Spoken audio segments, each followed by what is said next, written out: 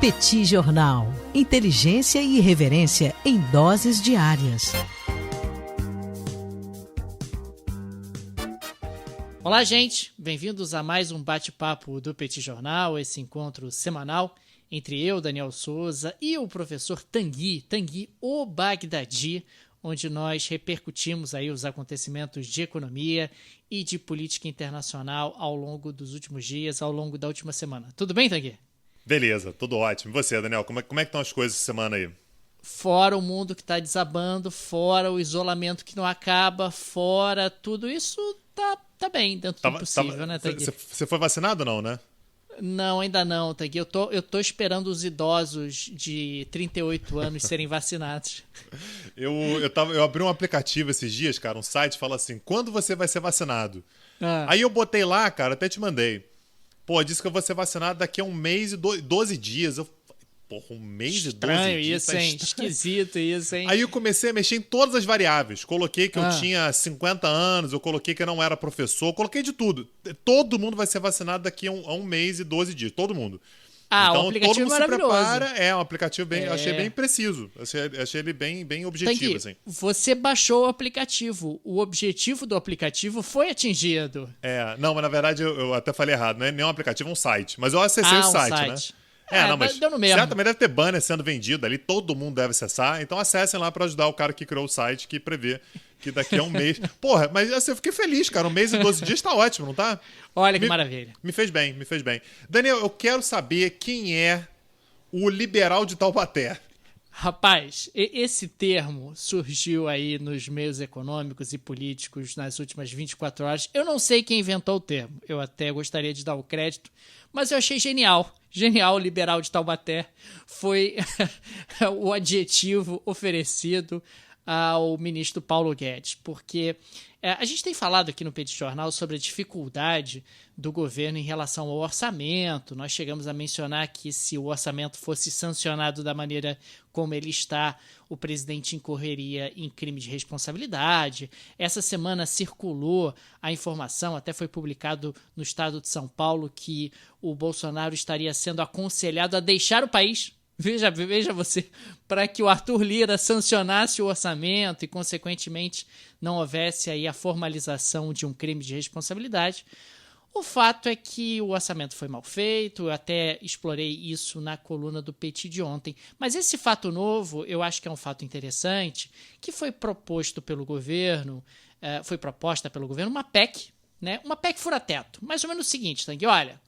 A gente sabe que o orçamento tá furado, que tem um monte de gasto aí que, porra, não tá coberto. Vamos fazer o seguinte, a gente aprova essa PEC e aí todos esses gastos aqui listados na PEC estão liberados. Estão liberados, não precisam cumprir o teto, emendas, obras, gastos aí. Daniel, isso tem um gostinho, que é? Brasil. Tem um gostinho de Brasil isso, não tem? Tem uma carinha de Brasil, não tem? Que aí Tanguy, é uma ideia genial. Veja você. Se você aprovar uma PEC dizendo que a sanção não é ilegal, ela deixa de ser ilegal. Deixa de ser legal. Sim. Olha aí. Sim. Olha aí. Mas pegou tão mal a ideia que agora o governo tá contra a própria PEC que ele mesmo propôs. Que eu acho maravilhoso. E já tá aquela PEC. Mas quem escreveu isso, gente? Sabe aquela coisa? Né? Quem escreveu essa PEC? Eu não tô sabendo. Quem foi que mandou essa PEC sem me consultar, meu Deus do céu? E é isso, Tanguy. Quer dizer, o nosso ministro Paulo Guedes já está sendo chamado de liberal de Taubaté. Ele que não privatizou estatal nenhuma, que não consegue proteger o teto de gastos ou buscar um mínimo de equilíbrio das contas públicas, que não entregou aquele trilhão de privatizações e que não zerou o déficit público no primeiro ano. E, consequentemente, ele está muito fragilizado e cada vez mais isolado dentro do governo, e a nossa política econômica está cada vez mais descoordenada e está cada vez mais sem foco. Beleza, Daniel. Beleza. Enfim, é só uma frase para a gente poder seguir. Daniel, seu João Biden disse que cansou, tá de saco cheio e vai sair do Afeganistão. Tanguy, fala que é Zé Biden. De repente as pessoas vão achar que a gente tá confundido. É Joe Biden. Então é Zé Biden. Zé Biden. Zé Biden. É o Zé Biden. Olha o respeito. Zé Biden. João Zé Biden é o irmão dele. Deve É o ser. irmão dele. Deve ser o irmão dele. Que Ele é o Zé Biden. Que é com quem o Brasil se comunica, né? Quando fala É isso. John Biden. Enfim, ele disse que cansou, tá de saco cheio e tal, e vai sair do Afeganistão. Colocou até data, Daniel. Colocou a data de 1º de maio. Até o dia 1º de maio, as tropas americanas começam a ser retiradas do Afeganistão. Diga, Daniel. Eu já ouvi essa história. Não, então. Dessa vez a gente sai do Afeganistão Não. até a data tal. Não, você tá equivocado. Assim, o Bush entrou no Afeganistão. Ah. O Obama disse que ia sair, ele comentou que era a meta dele Prometeu na sair. campanha. Prometeu na campanha. Nas duas, na primeira e segunda. Nas duas, né? Aí entrou o Trump disse que ia sair, disse que ia sair. Agora entrou o Bidão da Massa, disse que vai sair, disse que vai sair também. Ele, então inclusive, fez conta. É tipo uma tradição americana. Todo presidente tradição, que entra isso. diz que vai sair. Você tem um negócio do Peru antes do Dia de Ação de Graça, você diz que vai sair do Afeganistão, é o tipo de coisa. Você financia grupos que vão se tornar terroristas contra você depois. Se você não faz isso, Daniel, você não escreveu a história. Entendeu? Então, essa que é a parada. Então, o Biden, ele tá... Eu tô achando bonito que ele já tá querendo escrever essa história logo no início do mandato dele. Eu acho que fazer a obrigação logo no início. Mas ele disse, Daniel, que vai sair, que vai iniciar, na verdade, a retirada até o dia 1º de maio. Lembrando que os Estados Unidos já chegaram a ter, em 2011, né, faz 10 anos, 100 mil soldados no Afeganistão. Né? Nesse momento são 2.500 soldados, né? Então assim, realmente uma fração mínima do que já foi. Já é a guerra mais longa da história dos Estados Unidos. E olha que os Estados Unidos lutaram guerra, viu? Já é mais longa que a guerra do Vietnã, assim, que a participação americana na guerra do Vietnã. E basicamente o que o Biden disse foi, olha, não tem jeito. A gente sair é ruim, ficar é ruim. E na prática é isso, né? Na prática, se os Estados Unidos ficarem, a gente vai ficar falando assim, porra, tá lá os Estados Unidos no Afeganistão, não resolve. Se sair, a gente vai falar assim, ia lá, vai ter violência de novo. Então o que o Biden disse a gente tinha uma missão no Afeganistão. Essa missão era enfraquecer a Al-Qaeda, tirar a Al-Qaeda do Afeganistão. Conseguiu, né? De fato, a Al-Qaeda ela perdeu muito espaço no Afeganistão. E o nosso objetivo era pegar o Bin Laden. E, de fato, pegou. É claro que isso é uma meia-verdade. O objetivo era, naturalmente, tirar também o Talibã. E o Talibã está lá, sentado na mesa de negociação com os Estados Unidos. Firme e forte, né? Firme e forte.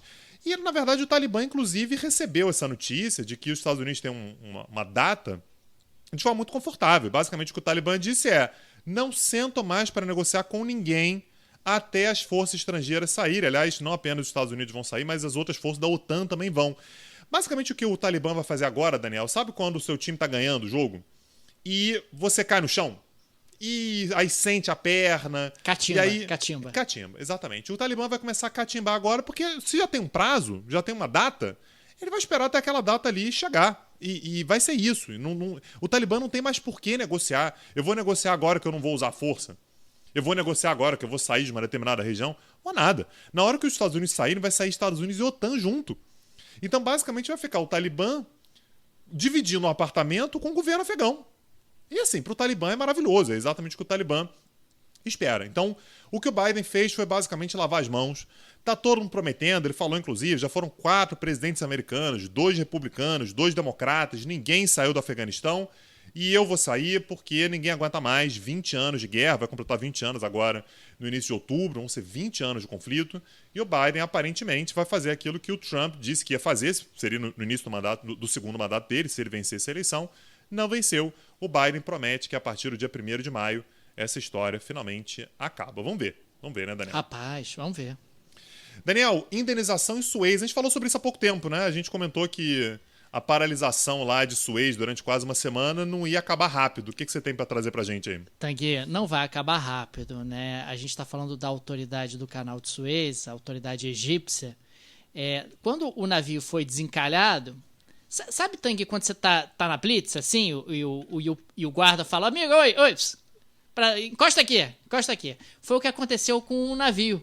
Botaram ele pro lado, assim, tem ali um lago de espera, um lago artificial, um lago salgado. Exatamente. Falou, amigo, tem uma dolorosa aqui pra você, uma multa, 916 milhões de dólares. E se não pagar a dolorosa, eu vou ter que estar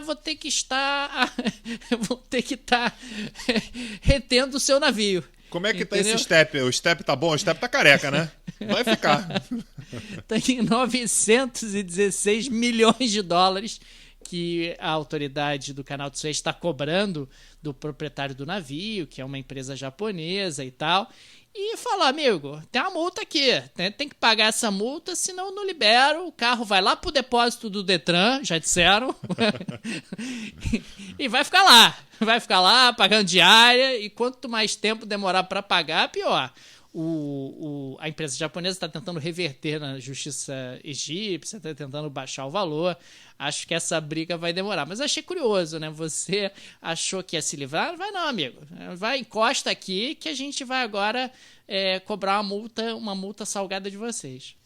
E não tá nem claro ainda, até esse momento, né? A gente comentou isso tem umas 3 semanas já, a gente falou sobre isso aqui exatamente no bate-papo. Não está claro ainda, por exemplo, de quem é a responsabilidade. É da empresa que é dona do navio? É do Canal de Suez? O Canal de Suez estava mal sinalizado, não tinha a placa que tinha que ter ali. Estava assoreado, eventualmente eles podem dizer, estava assoreado. Pode ser. Você tem uma rajada de vento ali, será que isso era evitável? Sei lá. É da empresa que contratou a tripulação? É do dono do navio? É do dono da carga? A seguradora, por exemplo. Imagina a seguradora pagando isso. A seguradora, assim, é tudo que ela não quer. Então, essa briga, assim, isso que eu falei no bate-papo algumas semanas atrás, eu acho que isso que você está trazendo hoje ratifica. Vai durar anos, vão ser anos e anos de briga para saber quem é que vai pagar por esse prejuízo enorme. Imagina, gente, você está bloqueando a artéria mais importante do comércio marítimo mundial, né? Assim, talvez, certamente uma das 3, talvez a mais importante do mundo todo. Então, não é pouca coisa. Impressionante. Daniel, sabe aquele pessoal que diz que não gostam do outro, mas na prática bate um papo? Tipo a gente. Exatamente. Mas a gente não se gosta mesmo. Essa parte é verdade. A gente é sincero. Mas Índia e Paquistão também são. Índia e Paquistão também não gostam do outro, não, sabia? Rapaz, Índia e Paquistão. Mas Índia e Paquistão eu acho que é uma boa metáfora pra gente, Tanguy, porque, os dois têm armas nucleares. Os dois podem destruir. Um pode destruir o outro. Acabar com a carreira do outro. É isso, cara. Acabar com a carreira um do outro. Imagina se a gente começa aqui a soltar umas ogivas nucleares um contra o outro. Você não vai querer fazer isso, eu também não vou. Jamais. Imagina. Se eu não abro aqui, cogitar a possibilidade. Abro aqui a caixa de ferramentas com as verdades que eu tenho pra contar sobre Tanguy Bagdadi, vai acabar mal, hein? A gente não vai. Então o que saiu hoje, Daniel, foi que vazou uma informação que eu acredito muito que seja verídica, de que Índia e Paquistão estão conversando desde janeiro para tentar diminuir o nível de tensão que a gente tem, principalmente na região da Caxemira. Claro que é um conflito que já dura décadas, mas em 2019, a gente falou bastante sobre isso aqui no bate-papo também, em 2019 a gente teve um atentado suicida de um muçulmano contra um comboio militar indiano na região da Caxemira. Isso levou a um aumento das tensões enormes, inclusive com o primeiro-ministro indiano, Narendra Modi, tirando a autonomia dos muçulmanos da região da Caxemira. Então, assim, é parte da Índia, né? Aquela parte da Caxemira que é parte da Índia, tinha uma certa autonomia. Narendra Modi falou, acabou com a autonomia, endureceu muitas regras, cortou a internet e tal. Então, o nível de tensão entre Índia e Paquistão, ele vinha realmente muito elevado desde 2019. O que os dois começaram a perceber é que não está num bom momento para eles ficarem fomentando essas animosidades. A Índia, por exemplo, ela se preocupa muito com a possibilidade de ter uma conflagração, de ter que movimentar tropas, por exemplo, para 2 frentes. E não são 2 frentes quaisquer, né? Você tem de um lado o Paquistão, que é um país que tem bombas nucleares, um país com investimento militar considerável, e a outra é ninguém menos que a China. Então, assim, a Índia está falando assim, olha, a situação, de repente, é melhor eu ficar brigando só com a China. Com o Paquistão é melhor dar uma pacificada. E o Paquistão também. O Paquistão, aliás, recentemente, Daniel, pediu ajuda para o FMI. Então, assim, quando você pede ajuda para o FMI te pede para você parar de gastar. Então, o Paquistão não está no momento de poder fazer grandes investimentos militares, de tentar dizer que vai movimentar tropa, que tal. Então, a gente ainda tem, aliás, ligando com a pauta que eu falei logo antes, os Estados Unidos tirando tropas do Afeganistão. Isso abre a possibilidade do Paquistão voltar a ter determinadas dores de cabeça com, eventualmente, instabilidade no país vizinho. Então, aparentemente, os dois estão mantendo um cenário ali de animosidade, não gostam do outro e tal, mas aparentemente os serviços de inteligência vêm negociando, vêm conversando, basicamente em países neutros, então nem na Índia, nem no Paquistão, até porque a ideia não era que isso fosse divulgado tão rapidamente, e com algumas promessas, né? A promessa, por exemplo, de parar de trocar tiros na fronteira, não vai mais ter, a gente vai diminuir o nível de tensão. Acho bom, acho válido, né? Para diminuir a tensão, não trocar tiro é bom. Parece uma boa ideia. Facilita, ajuda, né? De repente, facilita. O tiro às vezes deixa outra pessoa meio irritada, né? O barulho do tiro pode irritar. Como dizem em Portugal, aleja, né? O tiro aleja. Aleja, né? Os dois começaram a falar em baixar o tom das provocações, porque isso também insufla muito a população, isso gera um sentimento nacionalista que depois é difícil você baixar. E os dois se comprometeram também a realizar eleições dos seus lados da Caxemira. Então, uma forma de tentar trazer uma certa sensação de normalidade, vamos respirar e tal, para ver se a gente consegue aliviar, porque nenhum dos dois está podendo, nesse momento, bancar realmente o nível de tensão que eles vêm mantendo há quase 2 anos já, né? A gente está falando de 2019, a gente está em 2021 agora, quase 2 anos de um nível de tensão bastante elevado. E, Daniel, eu quero saber sobre a inflação dos Estados Unidos. Como é que está a situação lá? Tanguy, a gente tem falado bastante sobre a possibilidade de superaquecimento da economia americana. Tem falado bastante sobre a recuperação da economia dos Estados Unidos em função do sucesso do programa de vacinação. Aliás, a gente explorou isso muito, muito ontem na primeira aula do curso sobre a economia política da vacinação aqui do PT. E saiu o dado de inflação nos Estados Unidos no mês de março. E a inflação no mês de março foi de 0,6%, o que para um único mês, tratando-se de Estados Unidos, não é pouca coisa. 0,6% de inflação numa economia como a americana, se você anualiza isso, está bem acima da meta de inflação dos Estados Unidos, que é de 2% ao ano. Ou seja, avolumam-se os sinais de que a economia americana está se recuperando muito rápido e que pressões inflacionárias podem vir por aí, eventualmente forçando o Fed, o Banco Central dos Estados Unidos, a aumentar a sua taxa de juros, o que tem um efeito potencial em cascata sobre a economia mundial, o que pode dar uma desorganizada na economia mundial caso isso venha a acontecer. Então, a gente está falando de um contexto onde claramente a economia americana dá sinais de recuperação muito veloz, muito veloz. Talvez o pacote do Biden gere até um tijolo a mais nesse processo de recuperação e, eventualmente, de superaquecimento da economia americana.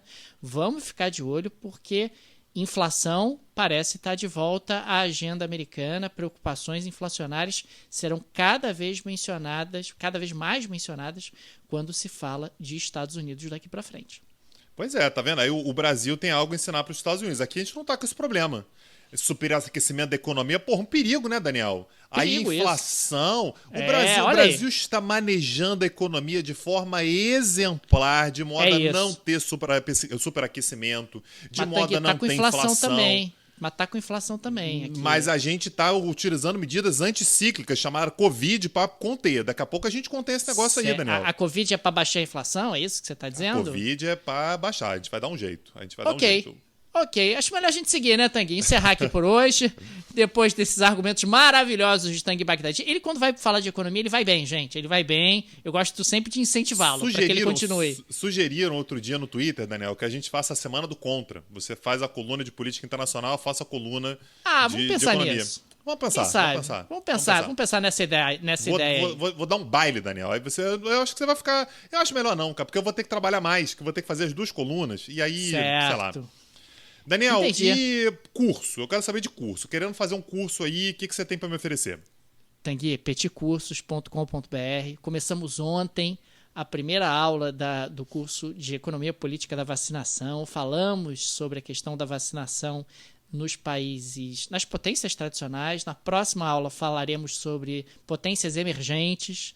Na terceira aula vamos falar da saúde global, organizações multilaterais, países que não receberam vacina. E na quarta aula falaremos sobre a crise econômica da pandemia da Covid, o que a gente projeta agora já depois de um ano de pandemia. É um curso, sempre lembrando, de economia e de política. É um curso que fala muito de geopolítica, de interesses, etc. Não é um curso sobre aspectos biológicos, médicos ou sanitários da Covid. Maravilha. Então, a pessoa querendo se inscrever, ela acessa lá petcursos.com.br. É um curso, muita gente pergunta, tá, Daniel? Tem certificado, tá? A pessoa faz o curso, ela recebe um certificado bonitinho, conta a hora na faculdade, né? Você coloca lá no seu portfólio de curso que você fez.